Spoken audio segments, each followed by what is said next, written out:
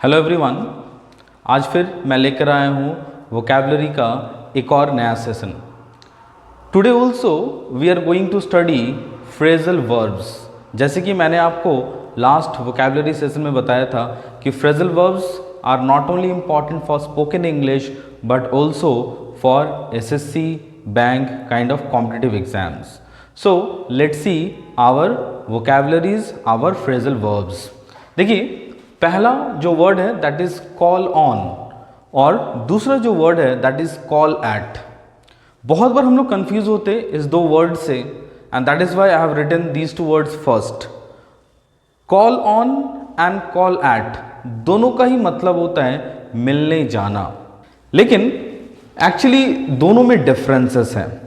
देखिए, call on का मतलब होता है किसी पर्सन से मिलने जाना ऑफिशियली फॉर शॉर्ट टाइम।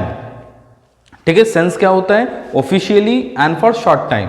ठीक है, तो call on to meet to someone. ठीक है, जब आप किसी पर्सन से मिलने जा रहे हो that is call on. And call eight, अगर आप किसी जगह जा रहे हो किसी से मिलने के लिए that is call at. For example, the PM called on the victims of flood। ठीक है, तो the PM called on, past है कॉल का called, so the PM called on the victims of flood. तो पीएम मिलने गए जो कि बाढ़ पीड़ित हैं उन लोगों से। The PM called on the victims of flood. The next sentence, he called at America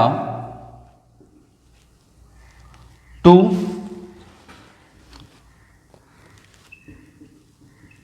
congratulate the president।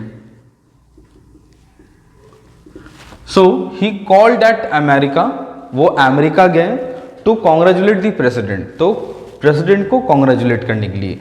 The first called on the victims that is the people, तो दैट इज मिलने जाना, किसी मिलने जाना लोगों से। एंड कॉल्ड एट अमेरिका, किसी जगह जाना। और next word is call off and the meaning of call off is रद्द कर देना, कैंसिल कर देना। ठीक है, so I have to call off the meeting on Sunday। तो संडे का मीटिंग को मुझे रद्द करना पड़ेगा। ठीक है, आप रीजन दे सकते हो owing to some personal issues, ठीक है, नहीं भी दे सकते हो। सो I have to call off the meeting on Sunday। dispose of, the next word is dispose of। The meaning of dispose of का मतलब होता है फेंक देना, डिस्कार्डेड चीजों को हटा देना या बेच देना।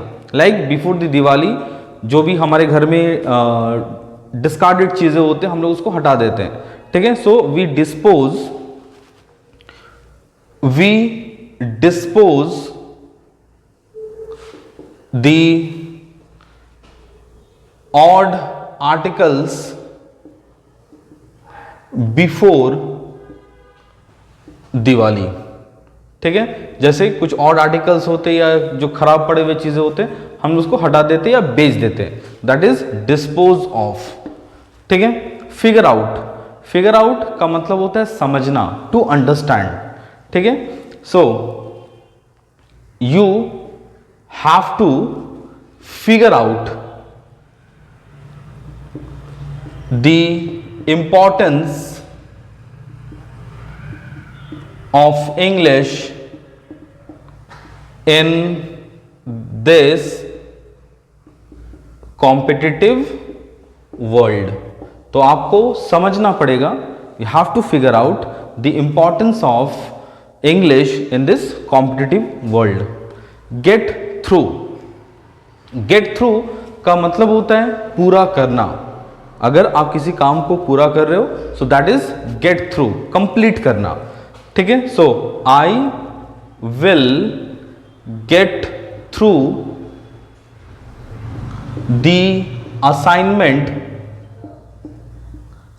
I will get through the assignment by Monday.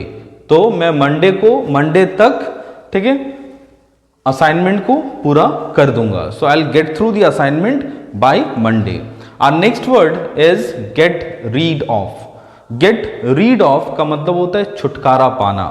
ठीक है, किसी चीज से आप जब एक तरह से छुटकारा पाते हो, एक तरह से दैट उससे बच जाते हो, that is called gate rid of. So you can't get rid of English.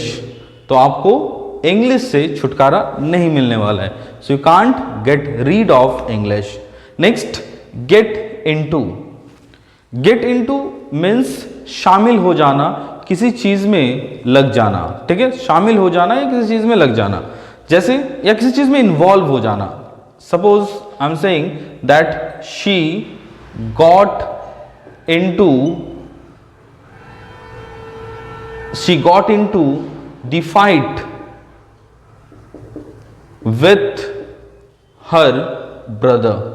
तो वो फाइट में लग गई, वो फाइट में इन्वॉल्व हो गई अपने भाई के साथ. Call up. The meaning of call up is याद करना, टू रिकॉल. किसी चीज को आप याद करने का कोशिश कर रहे हो. लाइक सपोज आप अपने पापा का नंबर को याद करने की कोशिश कर रहे हो. You have forgotten that one. आपने याद किया था, आपको याद था, but maybe you are missing something. So please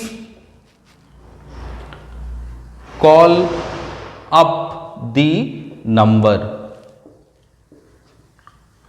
ठीक है, bring up. The meaning of bring up that is पालन पोषण करना. ठीक है, किसी का परवरिश करना.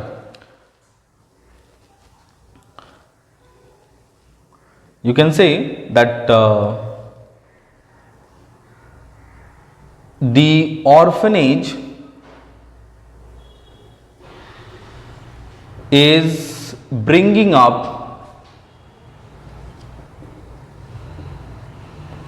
50 children.